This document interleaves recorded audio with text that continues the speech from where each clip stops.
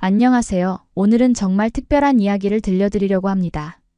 프랑스 파리에서 온 한 여성이 딸의 결혼식을 위해 한국을 방문했다가 자신의 인생도 완전히 바뀌게 된 놀라운 이야기입니다. 딸의 결혼식 때문에 한국에 왔습니다. 그런데 그날 제 인생도 함께 달라졌죠. 중년의 프랑스 여성 소피아가 미소를 지으며 이야기를 시작했습니다. 이 이야기는 단순한 국제결혼 이야기가 아닙니다. 한 여성이 낯선 나라에서 용기를 내어 새로운 삶을 시작한 이야기, 그리고 그 딸을 따라 어머니 역시 인생의 두 번째 장을 열게 된 감동적인 여정이지요. 이건 말도 안 되는 이야기입니다. 저와 제 딸이 같은 나라에서 같은 이유로 동시에 사랑에 빠졌다는 건요. 그녀의 말처럼 프랑스와 한국 두 나라를 넘나들며 펼쳐지는 이 가족의 특별한 인연은 우리에게 많은 것을 생각하게 합니다. 오늘 이 감동적인 이야기가 여러분의 마음에도 따뜻한 울림을 줄 수 있기를 바랍니다. 지금부터 프랑스 모녀가 한국에서 어떻게 새로운 인생을 시작하게 되었는지 그 여정을 함께 따라가 보실까요? 이 채널을 처음 방문하신 분들은 구독과 좋아요, 알림 설정을 해주시면 이런 감동적인 해외 이야기를 가장 먼저 만나보실 수 있습니다. 그럼 지금부터 시작합니다. 프랑스 파리, 에펠탑이 내려다 보이는 도시의 한 아파트에서 마리는 20살 생일을 맞이했습니다. 창문 너머로 보이는 세느강과 아름다운 도시 풍경은 많은 사람들이 동경하는 장면이었죠. 하지만 마리의 마음속에는 늘 뭔가 부족함이 있었습니다. 그것은 다른 세계에 대한 호기심이었고, 자신이 태어나고 자란 곳을 벗어나 새로운 문화를 경험하고 싶은 갈망이었지요. 마리, 생일 축하해. 20살이 되니 기분이 어때? 소피아는 딸의 머리카락을 쓰다듬으며 물었습니다. 소피아는 사회복지사로 일하며 마리를 홀로 키웠습니다. 남편과는 마리가 5살 때 이혼했고 그 후로 소피아는 딸에게 엄마이자 아빠의 역할을 모두 해왔답니다. 엄마, 나 대학 한 학기 휴학하고 여행 다녀오고 싶어요. 마리가 조심스럽게 말을 꺼냈습니다. 소피아의 눈이 커졌지만 마리는 계속해서 이야기했죠. 난 늘 다른 문화를 경험해보고 싶었어. 특히 아시아에 관심이 많아. 한 달만 여행하고 올게. 소피아는 한숨을 쉬었습니다. 딸이 멀리 떠난다는 생각에 불안했지만 마리의 눈에서 빛나는 열정을 막고 싶지는 않았죠. 어디로 가고 싶은데? 한국이요. 마리의 대답은 확신에 차 있었습니다. 요즘 케이팝이나 한국 드라마가 인기 있잖아. 근데 난 단순히 그런 문화 때문이 아니라 정말 그 나라가 어떤지 직접 보고 싶어요. 소피아는 딸의 결심을 존중했고 그렇게 마리는 20일 생일 선물로 한 달간의 한국 여행 티켓을 받았습니다. 출발하기 전 마리는 기본적인 한국어 인사말과 간단한 회화를 배웠죠. 사실 그녀는 이미 몇 개월 전부터 혼자서 한국어 공부를 시작했었습니다. 비행기가 인천공항에 도착했을 때 마리의 심장은 빠르게 뛰었습니다. 모든 것이 새롭고 낯설었지요. 공항부터 달랐습니다. 깨끗하고 질서정연한 공항, 빠른 입국 절차, 친절한 안내원들. 마리는 첫인상부터 강한 인상을 받았습니다. 안녕하세요. 호텔 리셉션에서 마리가 조심스럽게 한국어로 인사했을 때 직원은 환하게 웃으며 대답했습니다. 한국어 정말 잘하시네요. 한국에 온 것을 환영합니다. 그 한마디에 마리는 용기를 얻었습니다. 서울의 거리를 걸으며 지하철을 타며 음식을 주문하며 마리는 조금씩 한국 문화에 빠져들었죠. 명동의 번화가, 북촌의 한옥마을, 한강공원의 여유로운 풍경, 그리고 무엇보다 사람들의 친절함과 예의 바른 태도에 그녀는 매료되었습니다. 한 달이 어떻게 지나갔는지 모를 정도로 빨리 지나갔고 귀국을 앞둔 마지막 날 마리는 남산타워에 올라 서울 전체를 내려다보며 생각했습니다. 언젠가 꼭 다시 돌아와야지. 이번에는 더 오래. 프랑스로 돌아온 마리는 대학 생활을 계속했지만 그녀의 마음은 이미 한국에 가 있었습니다. 동양학을 전공하고 있던 그녀는 한국어 강좌를 추가로 신청했고 주말마다 한국어 학원에 다녔죠. 친구들은 그녀의 갑작스러운 열정을 이해하지 못했습니다. 마리, 너 정말 한국에 미쳤구나. 그냥 여행이었잖아. 친구 줄리엣이 말했습니다. 마리는 웃으며 대답했습니다. 그게 문제야. 그냥 여행이 아니었어. 내 인생을 바꿔놓은 경험이었지. 대학 마지막 학기 마리는 큰 결심을 했습니다. 프랑스에서 취업하는 대신 한국에서 일자리를 찾기로 한 것이지요. 동양학과 한국어 실력을 바탕으로 그녀는 서울의 한 스타트업 회사에 입사 지원서를 보냈습니다. 너 미쳤어? 친구들은 모두 그녀의 결정에 충격을 받았습니다. 좋은 대학 나와서 왜 하필 한국이야? 소피아 역시 딸의 결정에 불안했습니다. 말이 정말 확실해? 그곳은 너무 멀고 문화도 다르고 힘들면 어떡할 거니? 하지만 마리의 결심은 확고했습니다. 엄마, 내 인생이에요. 실패해도 좋아요. 적어도 도전했다는 사실이 중요하잖아요. 그렇게 마리는 대학 졸업 직후 23살의 나이에 모든 것을 뒤로하고 한국행 비행기에 몸을 실었습니다. 소피아는 공항에서 눈물을 참으며 딸을 배웅했죠. 조심하고 자주 연락해. 힘들면 언제든 돌아와도 돼. 마리는 고개를 끄덕였습니다. 걱정 마세요, 엄마. 내가 잘할게요. 그리고 언젠가 꼭 엄마도 한국에 초대할게요. 그때까지만 해도 마리는 자신의 말이 예언이 될 줄은 몰랐습니다. 그녀의 선택이 단지 그녀만의 인생을 바꾸는 것이 아니라 그녀의 어머니 소피아의 삶까지도 완전히 다른 방향으로 이끌게 될 거라고는 상상조차 하지 못했던 것입니다. 한국에 도착한 마리는 곧바로 현실의 벽에 부딪혔습니다. 여행자로서 잠시 방문했을 때와 실제로 살아가는 것은 완전히 달랐죠. 언어 장벽, 문화적 차이, 그리고 무엇보다 직장 생활의 강도가 그녀를 당황하게 했습니다. 서울 강남의 한 스타트업 회사에 취직한 마리는 처음 몇 주 동안 매일 밤 울면서 잠들었습니다. 나 대체 왜 이런 선택을 한 거지? 그녀는 작은 원룸 아파트에서 자문자답했습니다. 업무 시간은 길었고 의사소통은 여전히 어려웠으며 회식 문화나 상하관계 같은 것들은 그녀에게 낯설기만 했지요. 하지만 마리는 포기하지 않았습니다. 매일 아침 거울을 보며 스스로에게 말했죠. 할 수 있어. 이건 내가 선택한 길이야. 주말마다 한국어 학원에 다니며 언어 실력을 향상시켰고 회사 동료들과 조금씩 친해지기 시작했습니다. 특히 같은 팀의 미나라는 한국 여성이 큰 도움이 되었습니다. 미나는 프랑스에서 유학한 경험이 있어 마리의 상황을 이해했습니다. 처음엔 다 그래. 나도 프랑스에서 처음 몇 달은 정말 힘들었어. 하지만 시간이 지나면 적응돼. 한국에 온 지 6개월이 지났을 무렵 마리는 이제 지하철도 혼자 타고 식당에서도 능숙하게 주문하고 간단한 업무 회의도 한국어로 참여할 수 있게 되었죠. 그녀의 노력을 알아본 회사는 그녀에게 프랑스 시장 담당 매니저 자리를 제안했습니다. 마리 정말 대단해요. 이렇게 빨리 적응할 줄 몰랐어요. 팀장이 그녀를 칭찬했습니다. 우리 회사가 프랑스 시장에 진출하는데 당신의 역할이 정말 중요해요. 마리는 처음으로 자신의 선택이 옳았다고 느꼈습니다.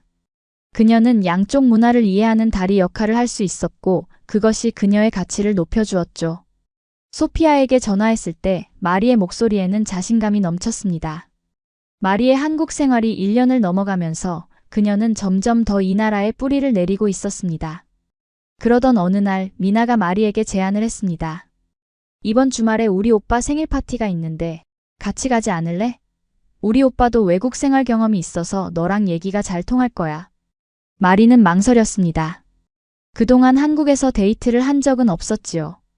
물론 관심을 보이는 한국 남성들이 있었지만 그녀는 아직 문화적 차이가 너무 크다고 느껴 조심스러웠습니다. 하지만 미나의 오빠라면 미나를 믿을 수 있었기에 마리는 그 제안을 받아들였습니다. 그렇게 마리는 미나의 오빠 재현을 만나게 되었습니다. 재현은 32살로 유학 시절 미국에서 경영학을 공부했고 현재는 대기업 해외 마케팅 부서에서 일하고 있었습니다.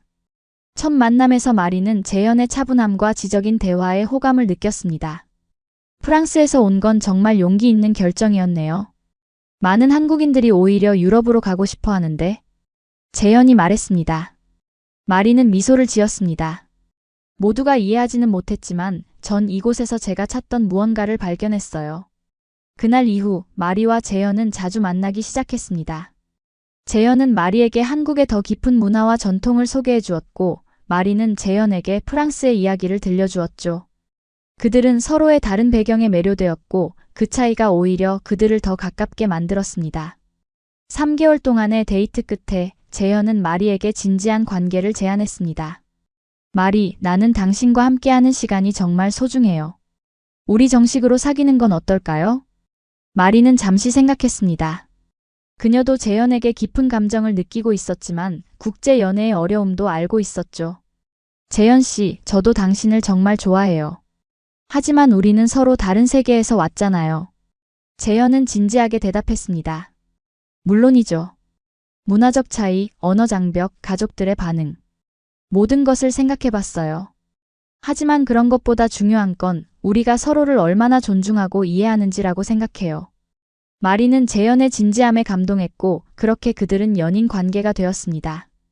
1년 반의 연애 끝에 재현은 마리에게 청혼했죠. 한강공원의 벚꽃 아래에서 그는 무릎을 꿇고 반지를 내밀었습니다. 마리, 당신은 내 인생을 완전히 바꿔놓았어요. 다른 세계에서 왔지만 우리는 같은 꿈을 꾸고 있다고 생각해요. 나와 결혼해 주겠어요? 마리의 눈에서는 눈물이 흘렀습니다. 네, 재현 씨. 저도 당신과 함께하고 싶어요. 그날 밤 마리는 프랑스에 있는 소피아에게 전화를 걸었습니다. 엄마, 저 결혼하기로 했어요. 전화기 너머로 잠시 침묵이 흘렀습니다. 그리고 소피아의 목소리가 들렸죠. 정말? 마리, 정말 확신해? 마리는 재현과 함께한 시간들, 그와 나눈 대화들, 그리고 그의 가족들과의 만남을 이야기했습니다. 엄마, 재현은 정말 좋은 사람이에요. 그리고 전 그와 함께라면 행복할 거라고 확신해요. 소피아는 한숨을 쉬었습니다. 그래, 네가 행복하다면. 하지만 결혼식 전에 내가 한번 만나봐야겠다. 내 딸을 맡길 사람이니까. 마리는 웃었습니다. 물론이죠, 엄마. 결혼식에 오셔야죠. 그리고 그때 재현도 만나보세요. 분명 엄마도 좋아하실 거예요. 그렇게 마리와 재현의 결혼 준비가 시작되었고 소피아는 딸의 결혼식을 위해 한국 방문을 계획하게 되었습니다. 소피아가 인천공항에 도착했을 때 마리와 재현이 그녀를 기다리고 있었습니다. 마리는 어머니를 보자마자 달려가 안겼습니다. 1년 반 만의 재회였죠. 엄마, 정말 보고 싶었어요. 마리가 눈물을 글썽이며 말했습니다. 소피아도 딸을 꼭 안았습니다.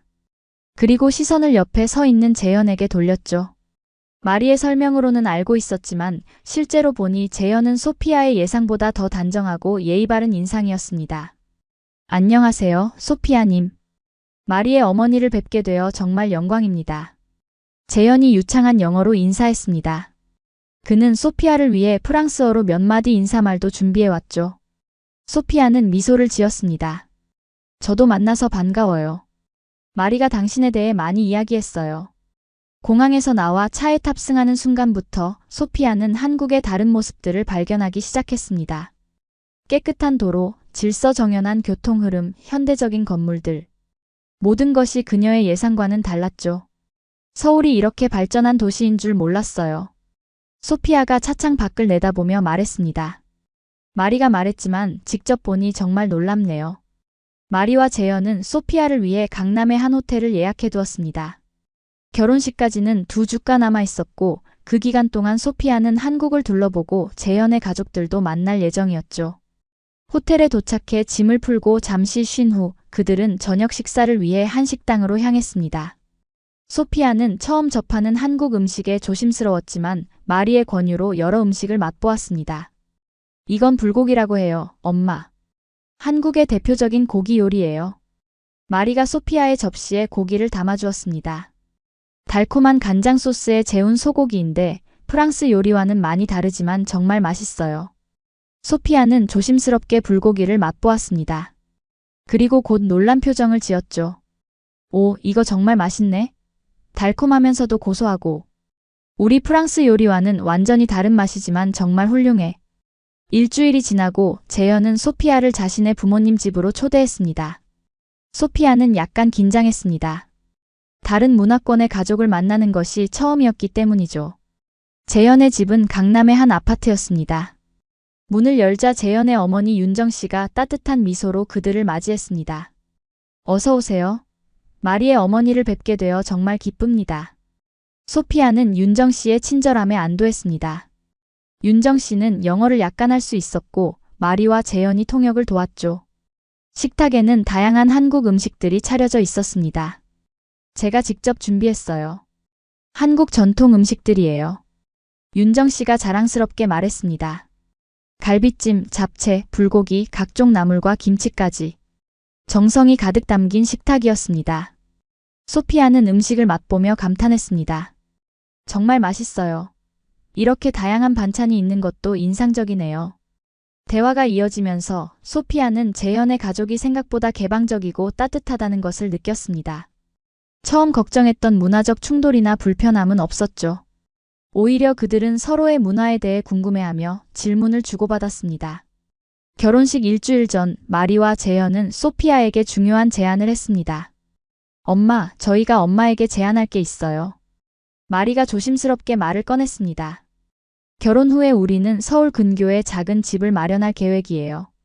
그런데 엄마도 한국에서 한동안 머물러 보는 건 어떨까요? 1년이나 6개월 정도만이라도. 소피아는 놀란 표정을 지었습니다. 여기서 살아보라고? 그건 생각해보지 않았는데? 재현이 부드럽게 설명했습니다. 저희 집에는 별도의 공간이 있어요. 소피아 어머님이 독립적으로 지내실 수 있고 저희와도 가까이 계실 수 있죠.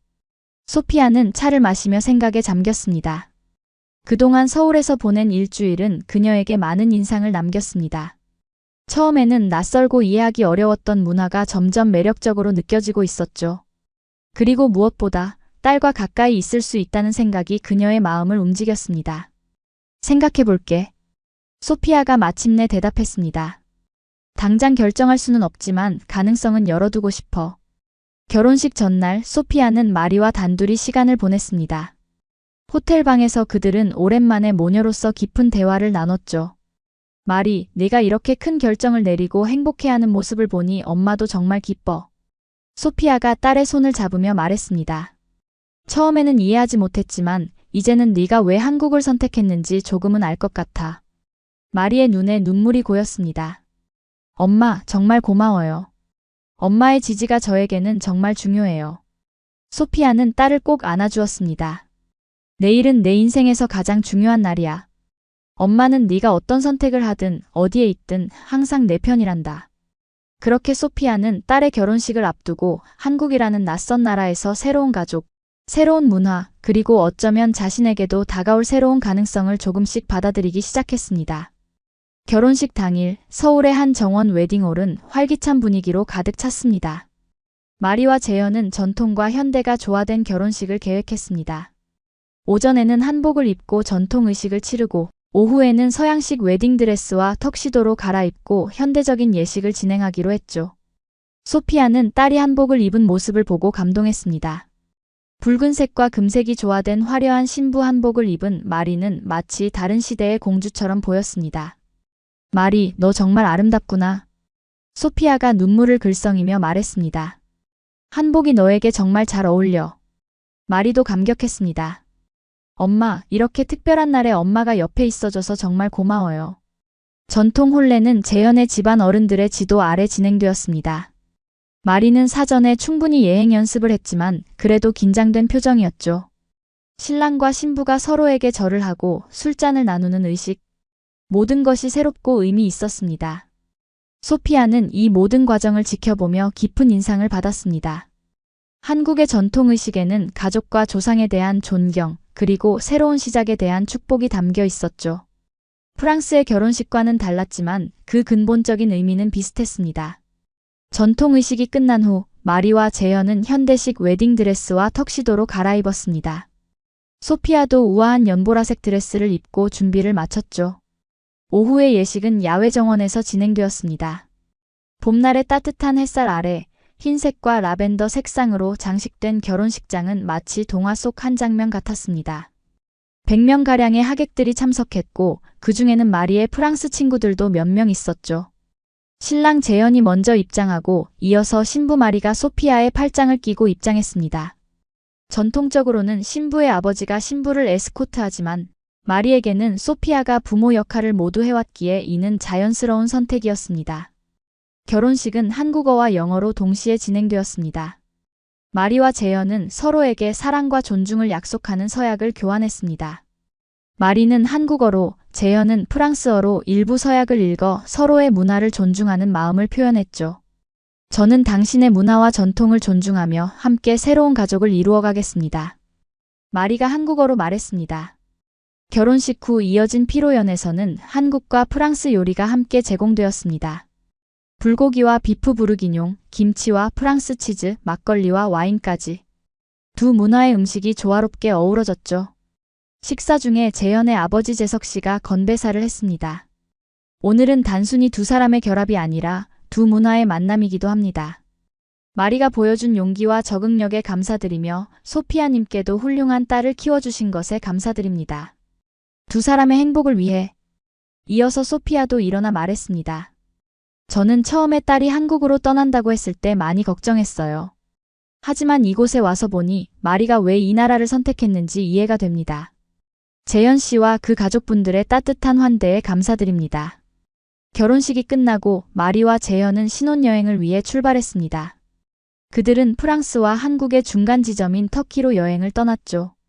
동양과 서양이 만나는 이스탄불은 그들의 결합을 상징하는 완벽한 장소였습니다. 소피아는 이제 혼자 서울에 남게 되었습니다. 마리와 재현은 신혼여행에서 돌아온 후 소피아와 함께 시간을 보낼 예정이었지만 그 일주일 동안 소피아는 혼자서 서울을 더 탐험해보기로 했죠. 호텔 직원의 도움을 받아 소피아는 서울의 다양한 명소를 방문했습니다. 북촌한 옥마을의 좁은 골목길을 걷고 남산타워에서 서울 전경을 바라보고 한강공원에서 여유로운 시간을 보냈죠. 특히 그녀는 박물관과 미술관을 방문하며 한국의 역사와 문화에 대해 더 깊이 이해하게 되었습니다. 한국 생활 일주일 차에 소피아는 우연히 호텔 근처의 한 커뮤니티 센터를 발견했습니다. 그곳에서는 외국인들을 위한 한국 문화체험 프로그램이 진행되고 있었죠. 호기심의 소피아는 그 프로그램에 참여했고 그곳에서 다양한 국적의 사람들을 만났습니다. 처음 오셨네요? 프로그램을 진행하는 중년의 한국인 남성이 영어로 물었습니다. 그는 자신을 민준이라고 소개했죠. 네, 딸의 결혼식 때문에 한국에 왔어요. 딸이 한국 남자와 결혼했거든요. 소피아가 대답했습니다. 민준은 흥미롭다는 표정을 지었습니다. 그렇군요. 한국에서의 인상은 어떠세요? 소피아는 미소를 지었습니다. 처음에는 모든 것이 낯설었지만 점점 매력을 느끼고 있어요. 특히 사람들의 친절함과 도시의 안전함이 인상적이에요. 그날 소피아는 한국 전통차 체험을 했고 민주는 각 차의 역사와 의미에 대해 자세히 설명해 주었습니다. 그의 박학다식함과 친절한 태도에 소피아는 호감을 느꼈죠. 내일도 시간 있으시면 오세요. 전통 도자기 만들기 체험이 있어요. 민준이 프로그램이 끝난 후 소피아에게 제안했습니다. 소피아는 고개를 끄덕였습니다. 네, 꼭 올게요. 정말 즐거웠어요. 그렇게 소피아는 매일 커뮤니티 센터를 방문하게 되었고 민준과도 자연스럽게 가까워졌습니다. 민준은 58세의 대학 교수로 국제문화교류 프로그램을 자원봉사로 진행하고 있었죠. 그는 오래전 아내와 사별했고 현재는 대학생 아들과 함께 살고 있었습니다. 마리와 재현이 신혼여행에서 돌아왔을 때 소피아는 그들에게 민준에 대해 이야기했습니다.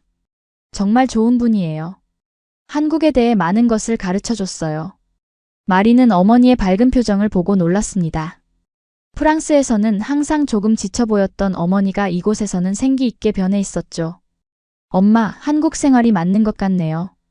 정말 행복해 보여요. 소피아는 미소를 지었습니다. 그런 것 같아.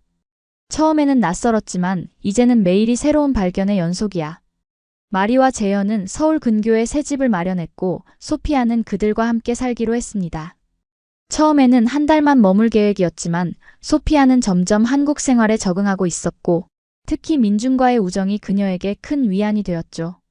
그렇게 마리와 재현의 결혼식을 계기로 소피아의 한국 생활은 예상치 않게 장기화되기 시작했습니다.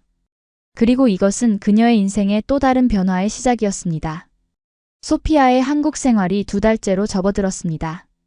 처음 계획은 한 달만 머무르는 것이었지만 마리와 재현의 설득으로 그녀는 체류 기간을 연장했습니다. 그동안 소피아는 한국어 기초 과정을 배우기 시작했고 주변 환경에도 점점 익숙해졌죠. 특히 커뮤니티 센터에서 만난 민준과의 교류는 그녀의 한국 생활에 큰 활력이 되었습니다. 민준은 소피아에게 한국의 역사와 문화를 소개해 주었고 소피아는 그에게 프랑스의 이야기를 들려주었죠. 그들은 서로의 나라에 대한 호기심으로 많은 대화를 나누었습니다. 프랑스에서는 사회복지사로 일하셨다고 했죠? 어느 날 카페에서 민준이 물었습니다. 소피아는 고개를 끄덕였습니다. 네, 주로 노인들과 취약계층을 위한 복지 프로그램을 담당했어요. 은퇴 전까지 거의 30년 동안 그 일을 했죠. 민준의 눈이 반짝였습니다. 그렇다면 우리 센터의 노인 프로그램에 도움을 주실 수 있을까요? 프랑스의 노인 복지 경험을 나눠주시면 정말 좋을 것 같은데요. 소피아는 잠시 생각했습니다. 한국에서 일한다는 것은 생각해보지 않았지만 자신의 경험을 나누는 것은 의미 있는 일처럼 느껴졌죠. 제가 도울 수 있다면 기꺼이요. 하지만 한국어를 잘 못해서. 민주는 웃었습니다. 걱정 마세요. 영어를 할 수 있는 참가자들도 있고 필요하면 제가 통역을 도와드릴게요. 그렇게 소피아는 주 이틀 커뮤니티 센터에서 자원봉사를 시작했습니다. 주로 노인들을 위한 문화교류 프로그램과 건강관리 세미나를 진행했죠. 프랑스의 노인 복지 시스템에 대해 설명하고 한국의 시스템과 비교하며 토론을 이끌었습니다. 처음에는 언어 장벽 때문에 어려움도 있었지만 민준의 도움과 자신의 열정으로 소피아는 점차 프로그램에 익숙해졌습니다. 참가자들도 소피아의 진정성과 경험에 감사했고 그녀는 곧 센터의 인기 있는 자원봉사자가 되었죠. 소피아 씨 덕분에 우리 프로그램이 더 풍성해졌어요. 센터의 관리자가 감사의 말을 전했습니다. 앞으로도 계속 함께 해주시면 좋겠습니다. 소피아는 생각지도 못했던 보람을 느꼈습니다. 은퇴 후 프랑스에서는 무기력하게 시간을 보냈던 것과 달리 이곳에서는 자신의 경험과 지식이 여전히 가치 있게 사용되고 있었죠. 한편 민준과의 관계도 깊어졌습니다. 처음에는 단순한 문화교류였지만 점차 그들은 서로의 인생 이야기를 나누고 깊은 대화를 나눌 수 있는 친구가 되었습니다. 민주는 20년 전 아내를 잃은 후 자신의 일과 아들에게만 집중해왔다고 고백했고 소피아는 마리의 아버지와 이혼한 후 새로운 관계를 맺지 않고 살아온 자신의 이야기를 들려주었죠. 사실 딸이 먼저 한국에 왔을 때는 이해할 수 없었어요. 소피아가 말했습니다. 왜 굳이 이렇게 멀리 문화도 다른 나라에 와서 살아야 하는지. 하지만 지금은 조금 이해가 돼요. 이곳에는 특별한 매력이 있는 것 같아요. 민주는 미소를 지었습니다. 한국의 어떤 점이 가장 마음에 드세요? 소피아는 잠시 생각했습니다. 안전함, 질서, 그리고 무엇보다 사람들의 따뜻함이요. 프랑스에서는 모두가 너무 개인주의적이었어요. 하지만 여기는 공동체 의식이 강한 것 같아요. 한국 생활 석 달 차, 소피아는 마리와 재현에게 중요한 결정을 알렸습니다. 나 프랑스에 있는 집을 정리하고 싶어. 여기서 조금 더 오래 머물 생각이야. 마리는 놀랐습니다. 정말요? 엄마가 한국에서 오래 살고 싶다니 상상도 못했어요. 소피아는 미소를 지었습니다. 나도 놀랍긴 해. 하지만 여기서의 생활이 정말 즐거워. 커뮤니티 센터에서의 활동도 보람 있고 새로운 친구들도 생겼고 그리고 마리는 어머니의 표정을 살폈습니다. 그리고 소피아는 약간 얼굴을 붉혔습니다. 민준이라는 친구가 있어. 그 사람과 함께하는 시간이 정말 특별해. 마리의 눈이 커졌습니다. 엄마 혹시? 소피아는 서둘러 말했습니다. 아니, 그냥 좋은 친구야. 하지만 그와 함께 있으면 편안해. 마치 오랜 친구를 만난 것 같은 느낌이야. 마리는 미소를 지었습니다. 오랫동안 혼자 살아온 어머니가 누군가와 특별한 관계를 맺을 가능성에 기뻤죠. 그래요, 엄마. 원하시는 대로 하세요. 저는 엄마가 행복하면 돼요. 그날 저녁 소피아는 민준에게 자신의 결정을 알렸습니다. 프랑스에 있는 집을 정리하고 한국에서 조금 더 오래 머물기로 했어요. 민준의 얼굴에 미소가 번졌습니다. 정말 기쁜 소식이네요. 앞으로도 계속 한국 문화를 탐험하는 데 도움을 드릴게요. 소피아는 용기를 내어 물었습니다. 다음 주에 프랑스로 돌아가 집을 정리하려고 해요. 한 달 정도 걸릴 것 같은데. 제가 돌아오면 또 만날 수 있을까요? 민주는 진지한 표정으로 대답했습니다. 물론이죠. 소피아 씨가 돌아오실 때까지 기다릴게요. 한 달 후 소피아는 한국으로 돌아왔습니다. 인천공항에 도착했을 때 마리와 재현 그리고 놀랍게도 민준이 그녀를 기다리고 있었습니다. 민준 씨. 소피아는 그를 보고 놀랐습니다. 어떻게 여기에? 민준은 미소를 지었습니다. 마리 씨에게 연락해서 소피아 씨의 도착 시간을 알아냈어요. 환영위원회에 저도 참여하고 싶었거든요. 소피아는 감동했습니다. 프랑스에서는 오랫동안 그녀를 특별하게 맞이해준 사람이 없었습니다. 하지만 이곳에서는 단 몇 개월 만에 그녀를 진심으로 반겨주는 사람들이 생겼죠. 한국으로 돌아온 후 소피아는 더 적극적으로 한국 생활에 적응하기 시작했습니다. 한국어 수업을 더 자주 듣고 커뮤니티 센터에서의 자원봉사 활동도 확대했죠. 이제 그녀는 주 3일 노인 프로그램뿐 아니라 외국인을 위한 프랑스어 수업도 진행했습니다. 민준과의 관계도 더욱 깊어졌습니다. 그들은 이제 단순한 친구를 넘어 서로에게 특별한 존재가 되어가고 있었죠. 민준은 소피아에게 한국의 가을 단풍 명소를 보여주겠다며 주말 여행을 제안했고 소피아는 기쁘게 수락했습니다. 그들은 설악산으로 당일 여행을 떠났습니다. 붉고 노란 단풍으로 물든 산은 소피아가 본 어느 풍경보다 아름다웠죠. 그들은 함께 하이킹을 하며 가을의 아름다움을 만끽했습니다. 산 정상 근처의 바위에 앉아 도시락을 먹으면서 민준이 조심스럽게 말을 꺼냈습니다. 소피아 씨, 솔직히 말하자면 당신을 처음 만났을 때부터 특별한 감정을 느꼈어요. 소피아는 놀라서 민준을 바라보았습니다. 그녀도 비슷한 감정을 느끼고 있었지만 먼저 표현하기는 어려웠죠. 저도 민준 씨와 함께 있으면 정말 행복해요. 민준의 눈이 반짝였습니다. 제가 너무 성급한가요? 우리 나이에 이런 감정을 이야기하는 게 어색할 수도 있지만 당신을 만난 후 제 인생에 다시 활기가 돌기 시작했어요.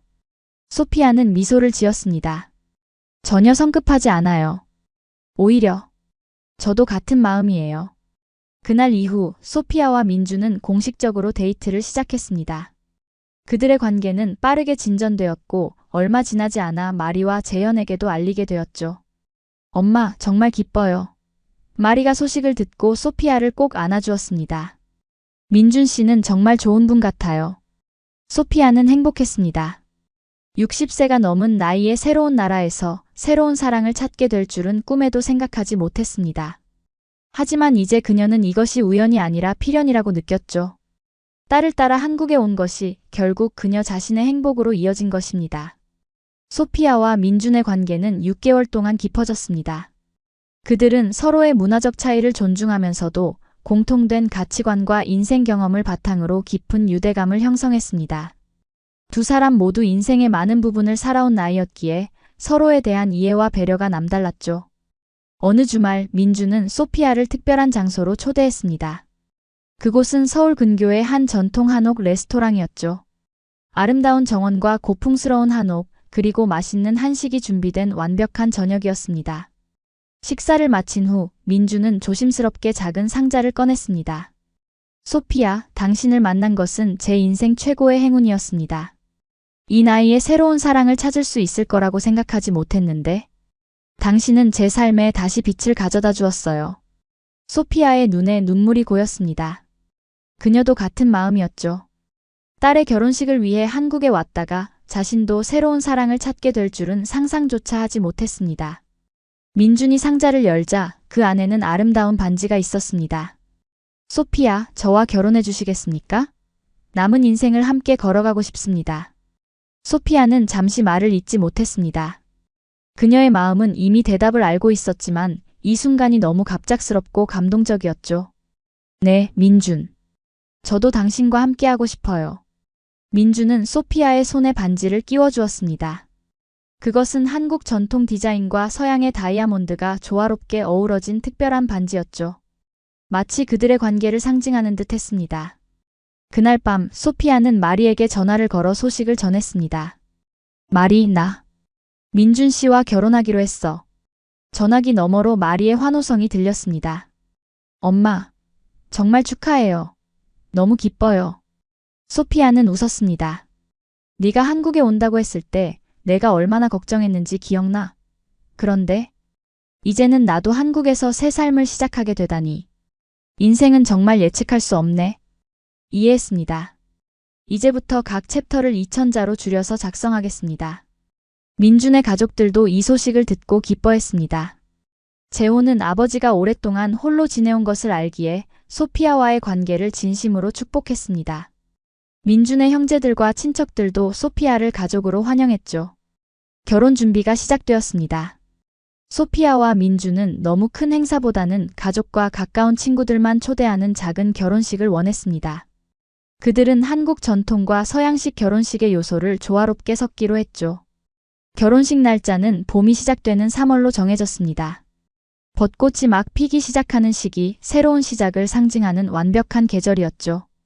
결혼식 당일 서울의 한 전통 한옥에서 소피아와 민준의 결혼식이 열렸습니다. 봄비가 내리는 날씨였지만 실내에서 진행되는 의식에는 지장이 없었고 오히려 비가 복을 가져온다는 한국의 속설이 있어 좋은 징조로 여겨졌습니다. 소피아는 아름다운 붉은색 한복을 입고 민준은 전통 남성 한복을 입었습니다. 의식은 한국 전통 방식으로 진행되었고 소피아는 마리의 도움으로 모든 절차를 완벽하게 소화해냈죠. 의식 후에는 서양식 피로연이 이어졌습니다. 소피아는 화이트 드레스로 갈아입고 민준은 정장을 입었습니다. 그들은 케이크를 자르고 첫 춤을 추며 모두에게 축하를 받았죠. 마리는 건배사를 제안했습니다. 오늘은 특별한 날입니다. 제가 한국에 와서 재현을 만나고 결혼했을 때 저는 이곳에서 행복을 찾았습니다. 그리고 이제 제 어머니도 같은 길을 걷고 계십니다. 이것은 우연이 아니라 필연인 것 같습니다. 두 분의 새로운 시작을 진심으로 축하합니다. 결혼식 후 소피아와 민준은 제주도로 짧은 신혼여행을 떠났습니다. 아름다운 자연 경관과 평화로운 분위기 속에서 그들은 함께할 미래에 대한 계획을 나누었죠. 신혼여행에서 돌아온 후 소피아와 민준은 서울 근교의 아늑한 집에서 새 생활을 시작했습니다. 그 집은 한국 전통 요소와 서양의 편안함이 조화롭게 어우러진 공간이었죠. 마치 그들의 결합을 상징하는 듯 했습니다. 소피아는 자신의 인생이 이렇게 예상치 못한 방향으로 흘러갈 줄 몰랐습니다. 딸의 결혼식을 위해 잠시 방문한 한국에서 그녀는 자신의 두 번째 인생을 시작하게 되었죠. 그리고 이제 그녀는 이것이 운명이었다고 확신했습니다. 소피아와 민준의 결혼 후 두 가족은 자연스럽게 하나로 통합되기 시작했습니다. 마리와 재현, 민준의 아들 재호, 그리고 양가의 친척들까지 서로 다른 문화와 배경을 가진 사람들이 하나의 가족이 되어가고 있었죠. 처음에는 언어 장벽과 문화적 차이로 인한 작은 오해들이 있었습니다. 특히 가족 모임이나 명절 때 전통적인 예절이나 관습의 차이가 두드러졌죠. 하지만 모두가 서로를 이해하고 존중하려는 노력 덕분에 이러한 차이점들은 오히려 서로를 더 잘 알아가는 기회가 되었습니다. 소피아는 한국의 첫 추석을 맞아 음식 준비부터 차례 지내는 과정까지 모든 것을 배우려고 노력했습니다. 비록 완벽하게 이해하지는 못했지만 그녀의 진정성은 민준의 가족들에게 깊은 인상을 남겼죠. 한편 마리와 재현 부부에게도 기쁜 소식이 있었습니다. 마리가 임신한 것입니다. 소피아는 곧 할머니가 될 것이라는 소식에 기뻐 눈물을 흘렸습니다. 엄마, 이제 정말 한국에 뿌리를 내리게 됐네요. 마리가 소피아의 손을 잡으며 말했습니다. 우리 아이는 한국과 프랑스 두 문화를 모두 가진 아이가 될 거예요. 소피아는 눈시울을 붉혔습니다. 정말 감격스러워. 내 손주가 이 아름다운 나라에서 태어나다니. 마리의 임신 소식은 두 가족을 더욱 가깝게 만들었습니다. 소피아와 민준, 그리고 재현의 부모님들은 모두 첫 손주를 기다리는 설렘으로 자주 만나 이야기를 나누었죠. 우리 문화에서는 임신한 여성이 특별한 음식을 먹어요. 재현의 어머니 윤정 씨가 설명했습니다. 영양가 있는 미역국과 여러 보양식이 중요하죠. 소피아도 프랑스의 전통을 공유했습니다. 프랑스에서는 임신한 여성이 치즈나 생고기를 피하고 신선한 과일과 채소를 많이 먹도록 권해요. 두 문화의 지혜가 합쳐져 마리는 건강한 임신 생활을 보낼 수 있었습니다. 출산 예정일이 다가오면서 소피아는 한국의 산후조리 문화에 대해 배우기 시작했죠. 마리가 출산 예정일보다 일주일 일찍 진통을 느꼈을 때 소피아와 민준은 가장 먼저 병원에 도착했습니다. 대기실에서 함께 기다리는 동안 그들은 더 이상 한국 가족과 프랑스 가족이 아닌 그저 아이의 조부모로서 같은 마음으로 기다렸습니다. 12시간의 진통 끝에 마리는 건강한 여자아이를 출산했습니다. 아이의 이름은 소라로 지었는데 이는 한국어로는 조개라는 뜻이면서도 프랑스어로 발음하면 솔라에스올ah와 비슷해 두 문화에서 모두 아름답게 들리는 이름이었죠. 소피아는 손녀를 처음 안았을 때 가슴이 벅차올랐습니다. 소라야, 할머니가 많이 사랑해. 그녀는 프랑스어와 한국어를 섞어 말했습니다. 마리의 산후조리 기간 동안 소피아와 윤정 씨는 함께 협력하여 마리를 돌보았습니다. 소피아는 프랑스식 수프와 가벼운 음식을 준비했고 윤정 씨는 미역국과 전통 보양식을 만들었죠. 그들은 서로의 요리법을 공유하고 때로는 두 문화의 요소를 결합한 새로운 요리도 시도했습니다. 소라가 태어난 지 100일이 되었을 때 그들은 한국 전통의 100일 잔치와 프랑스식 축하 파티를 결합한 특별한 행사를 열었습니다. 한국의 전통 의상과 음식, 그리고 프랑스의 케이크와 샴페인이 함께 어우러진 자리였죠. 이렇게 두 문화가 하나로 어우러지는 모습이 정말 아름답네요. 참석한 손님 중 한 명이 말했습니다. 소라는 정말 행운아예요. 소피아와 민준이 결혼한 지 2년이 지났을 무렵 예상치 못한 시련이 찾아왔습니다. 민준이 갑작스러운 건강 문제로 입원하게 된 것이죠.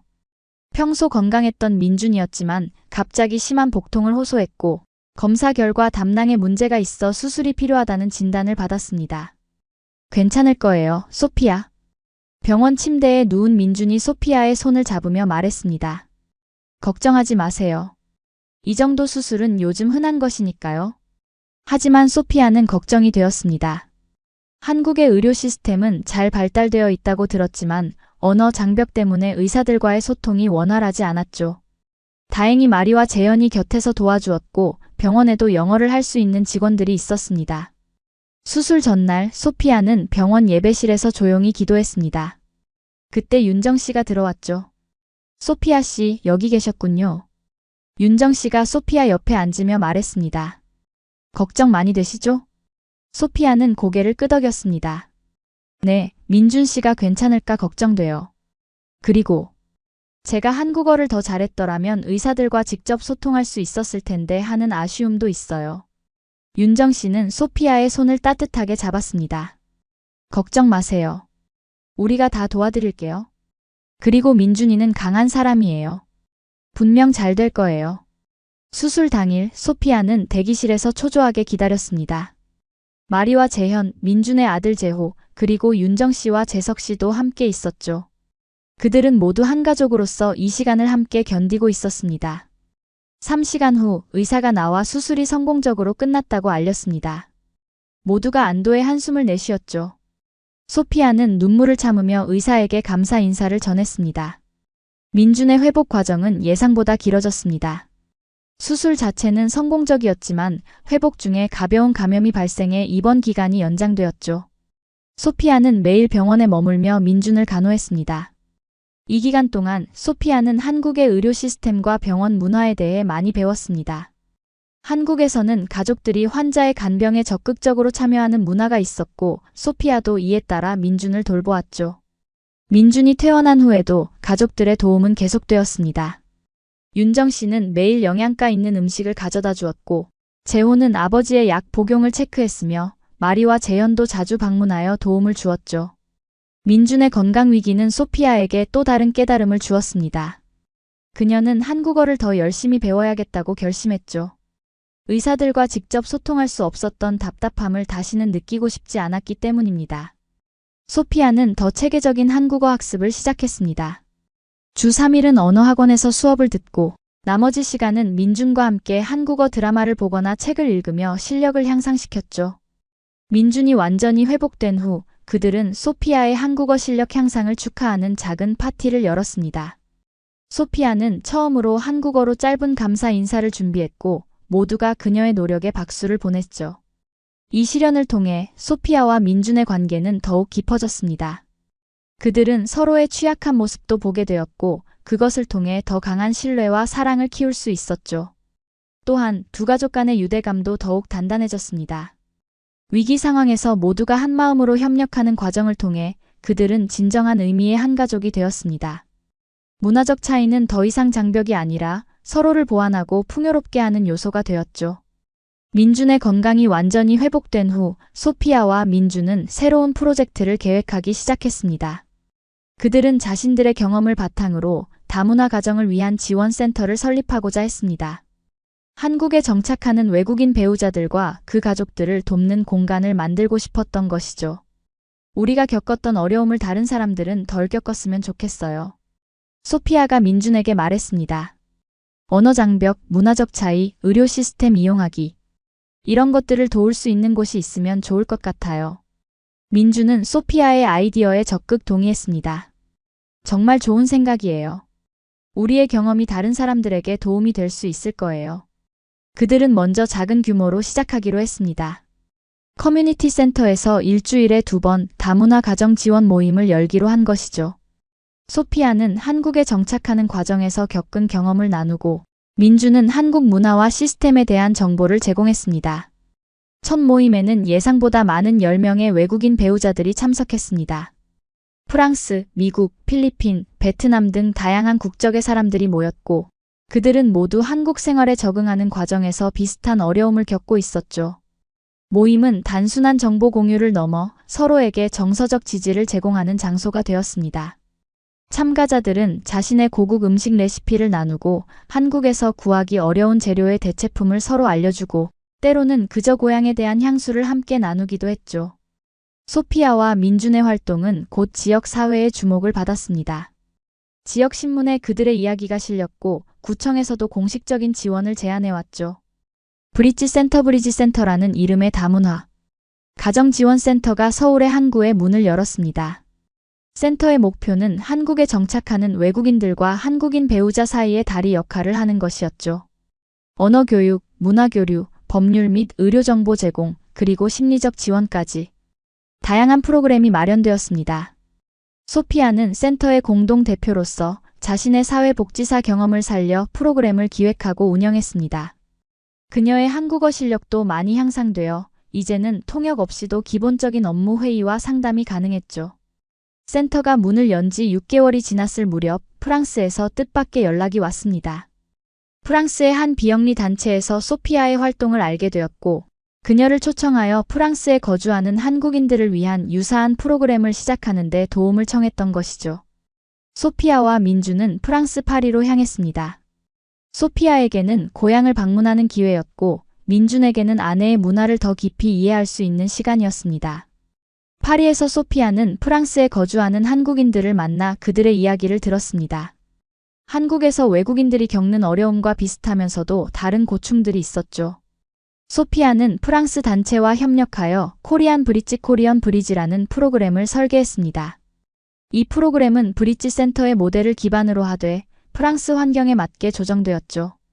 한국으로 돌아온 소피아와 민주는 프랑스에서의 경험을 바탕으로 브릿지 센터의 프로그램을 더욱 발전시켰습니다. 그들은 이제 단순히 한국에 적응하는 것을 넘어 서로의 문화를 존중하고 함께 새로운 문화를 창조해 나가는 것에 초점을 맞추었죠. 우리의 목표는 단순히 외국인들이 한국 문화에 동화되도록 돕는 것이 아니에요. 소피아가 센터의 직원 회의에서 말했습니다. 서로 다른 문화가 만나 새로운 가치를 창출할 수 있도록 돕는 것이죠. 소피아가 한국에 온 지 5년이 지났습니다. 그 사이 많은 것이 변했습니다. 소피아의 한국어 실력은 일상 대화에 전혀 불편함이 없을 정도로 향상되었고 브릿지 센터는 이제 전국적으로 알려진 다문화 지원 기관이 되었습니다. 소라는 5살이 되어 유치원에 다니고 있었고 한국어와 프랑스어를 자연스럽게 오가며 사용할 수 있었죠.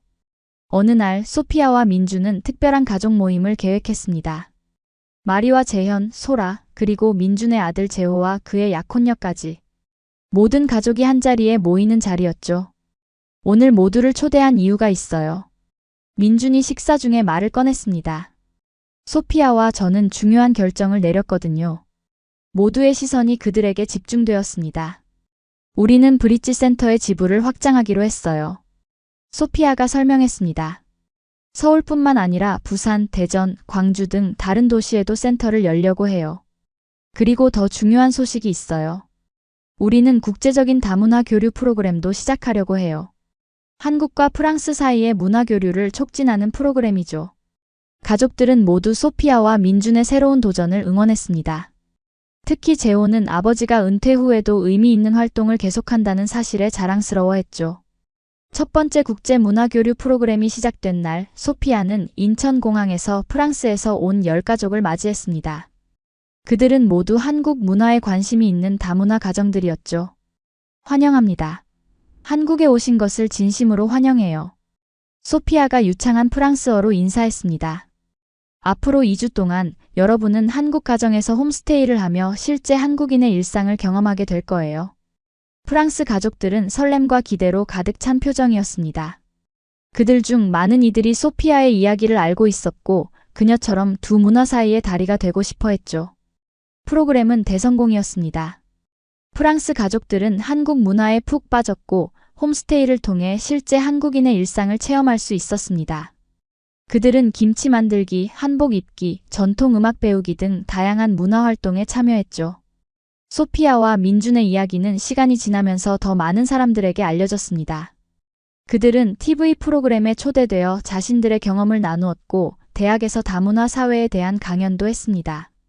그들의 메시지는 단순했죠. 문화적 차이는 장벽이 아니라 풍요로움의 원천이 될 수 있다는 것. 소피아가 한국에 온 지 7년째 되는 해, 그녀는 한국 정부로부터 특별한 표창을 받았습니다. 다문화 사회 발전에 기여한 공로를 인정받은 것이죠. 시상식에는 마리와 재현, 소라, 그리고 민준의 가족들이 모두 참석했습니다. 이 상은 저 혼자의 것이 아닙니다. 소피아가 수상 소감을 말했습니다. 제 가족, 특히 저를 한국으로 인도해준 딸 마리와 항상 저를 지지해준 남편 민준, 그리고 저에게 한국 문화를 가르쳐준 모든 분들께 감사드립니다. 시상식 후 가족들은 모두 함께 식사를 했습니다. 테이블에는 한국 음식과 프랑스 음식이 나란히 놓여 있었습니다.